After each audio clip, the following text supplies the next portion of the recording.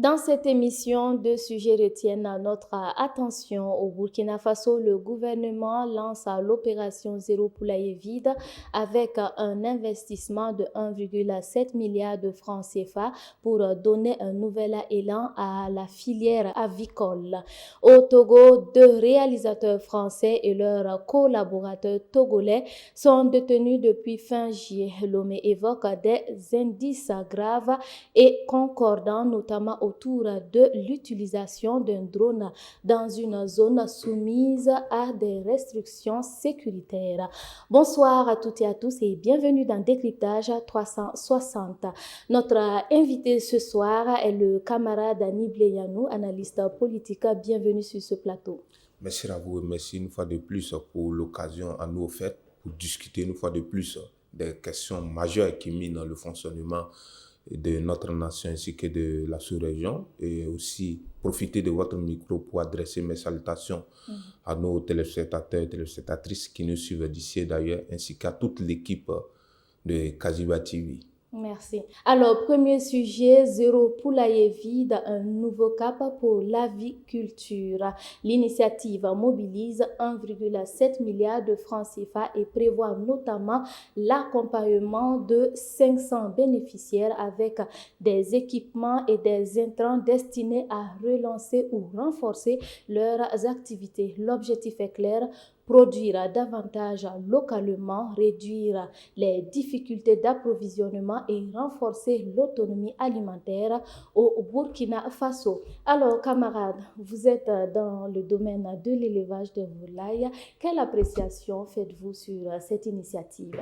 Merci une fois de plus pour cette interrogation soulevée par rapport à cette question qui a été initiée par la Révolution progressiste et populaire. D'abord, ce qu'il faut comprendre est que cette initiative s'inscrit dans l'élan des différents principes basiques du développement socio-économique entamé par la Révolution progressiste et populaire, et pour réellement remettre l'économie burkinabé sous pied et enfin de permettre au peuple burkinabé de rester dans un cadre sanitaire et absolu, parce que lorsque un peuple ne contrôle pas ce dont il consomme automatiquement, ce peuple est plus livré à des difficultés sanitaires énormes, parce qu'à partir du moment où vous importez tout ce que vous consommez, sachez que vous êtes à la merci des autres. Donc pour nous, cela a été mis en œuvre pour répondre à un problème sanitaire et en même temps répondre à un problème économique. C'est l'ensemble de tout cela qui a réellement amené la révolution progressiste et populaire pour y réfléchir à la mise en œuvre de cette initiative-là pour permettre le boostage de ce secteur, parce que depuis fort longtemps, ce secteur était laissé à lui-même. Et à partir du moment où le secteur était laissé à lui-même, on ne pouvait que réellement avoir des fermes abandonnées que nous constatons d'ici et d'ailleurs à travers les 4 coins de Ouagadougou. Vous qui êtes dans le domaine de l'élevage des volailles, on prévoit 500 bénéficiaires. Est-ce que cela pourrait vous intéresser? Oui, absolument. Cela pourrait réellement m'intéresser, parce que ce qu'il faut, il faut savoir, vous avez environ 80% des masses laboureuses burkinabées qui sont dans le secteur agro-silvo-pastoral et halieutique. Et à partir du moment où nous avons plus de la grande majorité de la population burkinabé qui se trouve dans ce domaine, le rôle primordial revenait à l'État réellement de voir comment est-ce qu'il peut mettre en place une orientation politique nouvelle pour permettre aux différentes masses d'être soulagées vis-à-vis d'une nouvelle réforme politique. Parce que ce qu'il faut savoir, depuis le passé, ce domaine était plus lesté aux mains des institutions de Bretton Woods qui finançaient le fonctionnement de ce secteur-là. Donc aujourd'hui, lorsque l'État vient reprendre ce secteur en main, l'État lui-même prend en main la question de la souveraineté alimentaire du peuple burkinabé. Donc à partir du moment où cela est mis en œuvre, tous ceux qui semblent réellement se préoccuper dans ce domaine-là sont naturellement aptes à déposer, comme nous autres qui nous sommes aventurés personnellement depuis plus de 4 ans, que nous sommes en train de fonctionner dans ce domaine-là et découvrir les différents avantages et les différentes difficultés qui se retrouvent dans ce domaine. Alors, depuis 4 ans, vous êtes dans le domaine. On peut dire que vous avez quand même de l'expérience. On parle de poulet amélioré et poulet local. Qu'est-ce que vous conseillez selon vous? Oui, et il faut le dire, lorsqu'on parle de poulets améliorés, il faut savoir que ce sont des races hybrides qui naissent sous la base d'un métissage entre les différentes races importées et les races locales. C'est à partir de là qu'on parle des races locales améliorées. Maintenant, les races pures sont réellement ce que nous produisons de façon traditionnelle, ce que nous produisons de façon locale. Donc, mais qu'est-ce qui est le plus rentable? Oui, il faut le dire, la rentabilité d'abord se retrouve d'abord dans une structuration, dans une discipline, parce que lorsqu'on parle de discipline, on parle de disponibilité, de rigueur et d'éthique.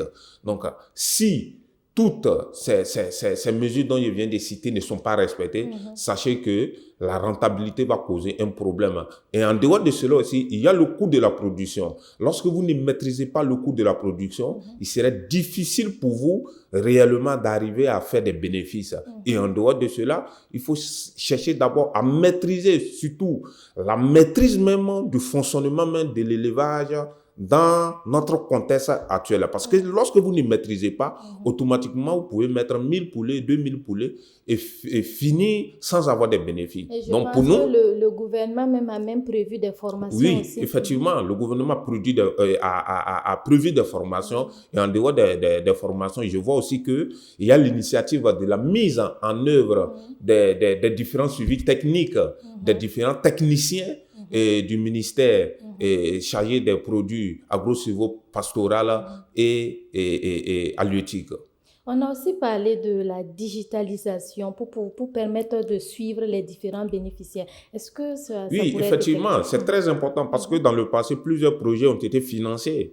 Mais où en sommes-nous avec les résultats dans ce domaine? Il y a eu des gens qui ont pris des prêts avec l'État. Il y a eu des gens qui ont bénéficié de ces avantages-là. Mais aujourd'hui, la plupart des femmes ont été abandonnées. Donc aujourd'hui, nous sommes dans un nouvel élan. À partir du moment où nous sommes dans un nouvel élan, il y a un paradigme que nous devrons imposer. Et ce paradigme doit refléter le fonctionnement de nos réalités socio-économiques et politiques.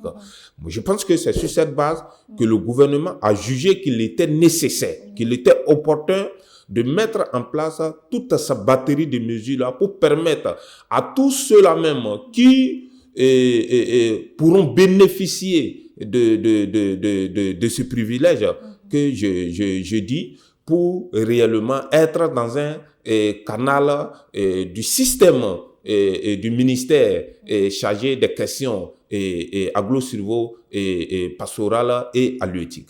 Il y aura aussi des poursuites pour ceux qui ne vont pas respecter. Oui, absolument, il le faut parce que c'est l'agent de l'État. L'agent de l'État appartient à tout le peuple. Et à partir du moment où tout le peuple ne peut pas bénéficier de ce financement-là, le rôle revient à ceux-là même qui vont bénéficier de cette somme-là même, de travailler pour que cela puisse avoir un impact d'un point de vue socio-économique et de contribuer au développement socio-économique et enfin que cela puisse créer une économie intermédiaire à travers toutes les différentes couches sociales pour réellement booster et déplacer le Burkina Faso dans l'échiquier des grandes nations. Parce que c'est une question d'argent. Et lorsqu'on parle d'une question d'argent, il faut des suivis. Et les suivis doivent être rigoureux. Et lorsque les suivis ne sont pas rigoureux, c'est sûr et certain que les gens peuvent réellement bénéficier de cela. Et après une sortie ou deux sorties, ou après une ou deux contraintes, les gens peuvent abandonner et partir. Et lorsque c'est comme cela, c'est comme si nous jetons les financements venant des différentes structures de l'État. Alors, chose qui ne sera pas... Effectivement, pour le bien-être de la situation socio-économique de notre pays, parce que vous n'êtes pas sans savoir qu'aujourd'hui, l'État burkinabé se trouve dans des difficultés énormes à travers la guerre qui nous a été imposée. Donc, pour nous, lorsqu'on injecte un fonds, il faut qu'il y ait un retour sur investissement. Et le retour sur investissement doit permettre aussi, dans le futur, de financer d'autres projets. Alors, c'est de prendre ça très au sérieux. Maintenant, pour nous, les consommateurs qui aiment bien sûr le poulet flambé et tout, Oui.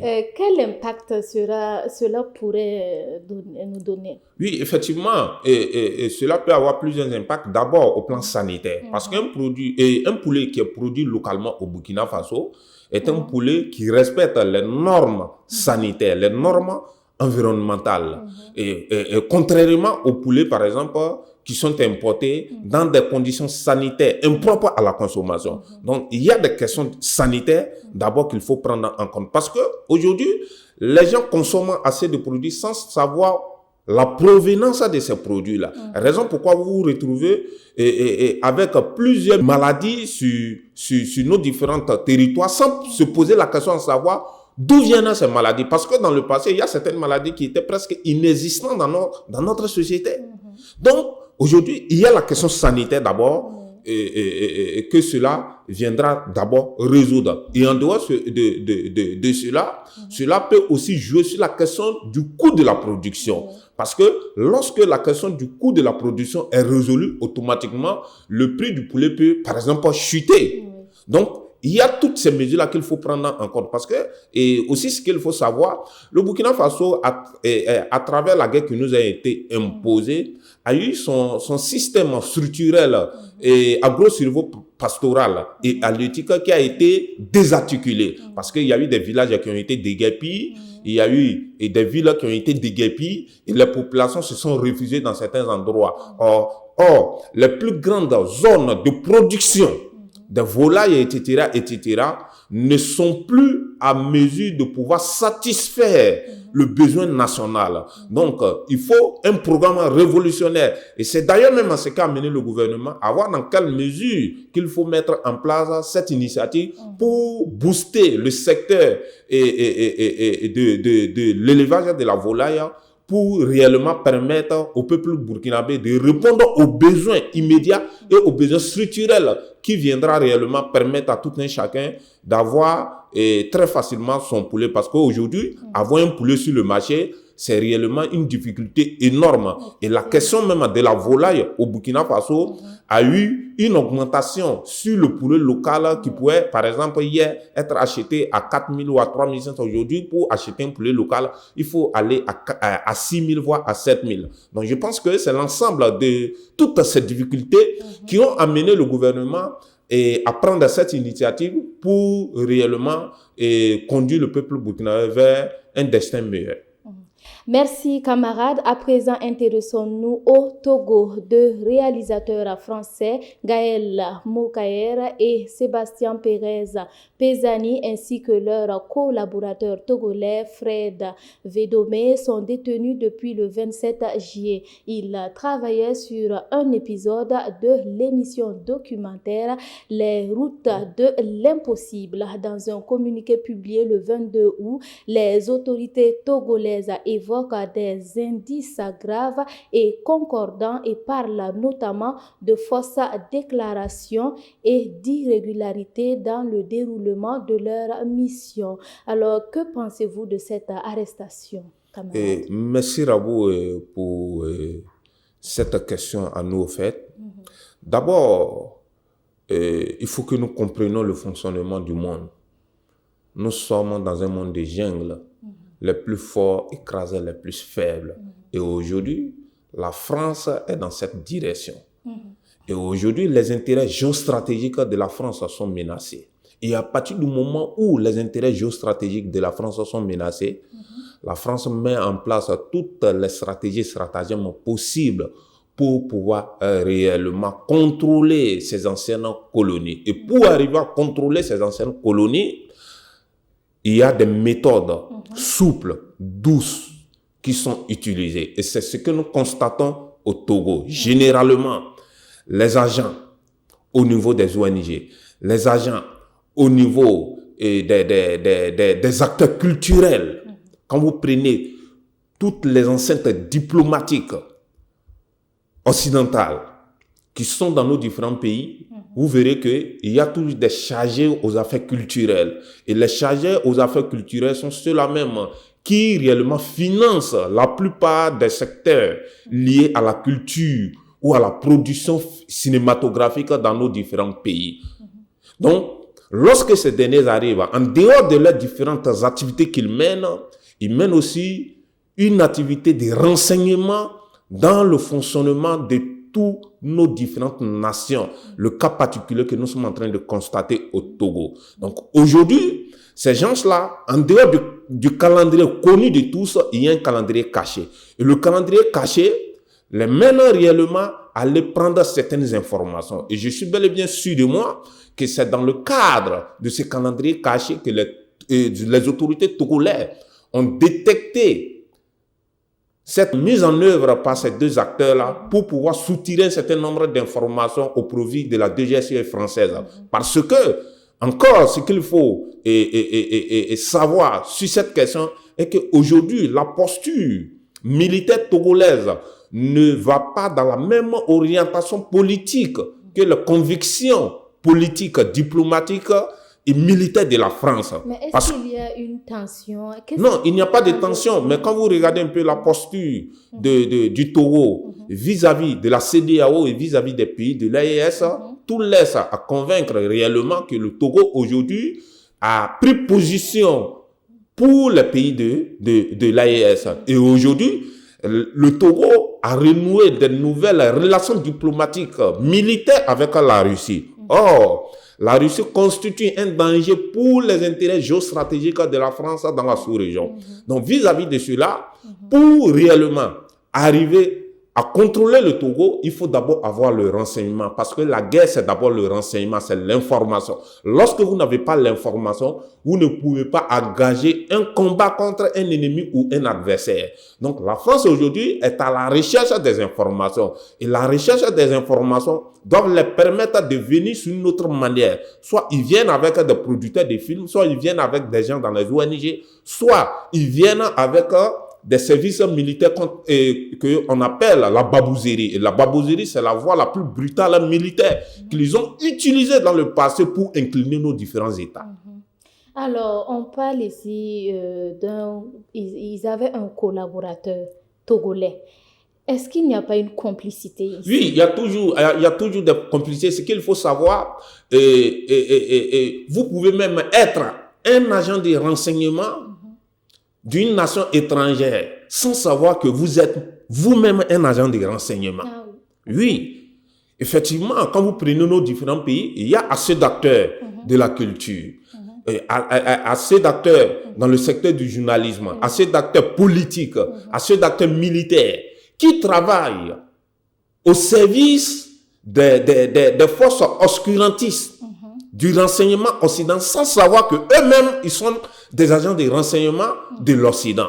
Donc pour dire quoi? C'est toute une batterie de systèmes mis en œuvre. À travers cela, vous voulez dire, parce qu'ils n'avaient pas d'autorisation pour réaliser. Donc ils ont dû utiliser alors leurs collaborateurs pour pouvoir réaliser cela. Oui, absolument. Parce que la France en Afrique, l'Afrique est constituée comme étant la vache laitière de la politique française. Donc, pour la France, venir en Afrique, plus précisément en Afrique dite occidentale, demander une autorisation sera réellement une provocation à l'endroit de la souveraineté française. Raison pourquoi, quand vous regardez, quand ils viennent dans nos différents pays, dans nos différentes nations, il n'y a pas de visa. Mais lorsque nous cherchons à nous déplacer pour aller vers eux, les différentes nations nous demandent des visas, nous donnent des droits de séjour. C'est que le cas contraire lorsqu'ils viennent ici. Donc, pour dire quoi? On utilise toujours la destruction de nos différentes nations en passant toujours par des Africains. Et ça a été comme cela depuis le premier contact avec l'homme blanc. Et c'est ce qui est en train c'est ce qui est en train de se perpétuer sur d'autres formes que nous sommes en train de constater vis-à-vis de ce que nous sommes en train de voir au Togo. Et qu'est-ce qu'il faut faire pour contrer cela? Non, c'est simple. Ce qu'il faut faire, c'est que l'État doit affirmer sa souveraineté absolue dans tous les compartiments politiques. Raison pourquoi, quand vous regardez Au Burkina Faso, il y a eu plusieurs batteries de mesures qui ont été prises par nos autorités au plan culturel, au plan médiatique, au plan militaire, au plan économique, etc., etc. Pour dire quoi? Les gens trouvent que c'est de la répression. Non, ce n'est pas de la répression. C'est parce que l'État a une vision stratégique.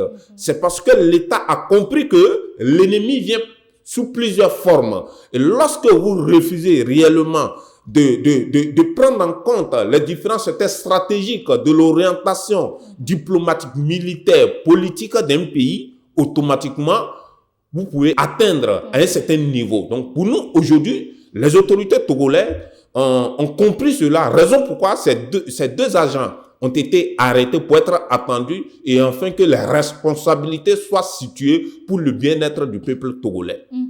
Alors, merci camarades.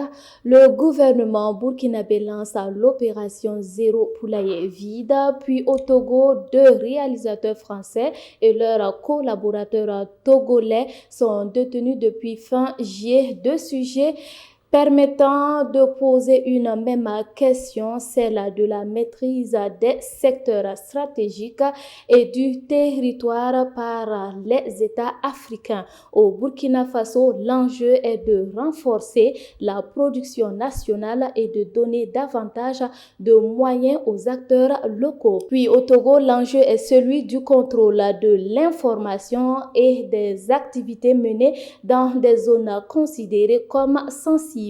Ainsi prend fin ce numéro de décryptage 360. Merci aux camarades Niblé Nyanou pour vos analyses. Merci d'avoir un réel plaisir pour moi d'être en cet endroit. Merci à toute l'équipe de Kaziba TV ainsi qu'à tous nos téléspectateurs et téléspectatrices qui nous suivent d'ici et d'ailleurs. Un réel plaisir d'être là. Merci. Merci à vous, fidèles téléspectateurs, pour votre aimable attention. C'était Décryptage à 360 sur Kaziba TV. Merci.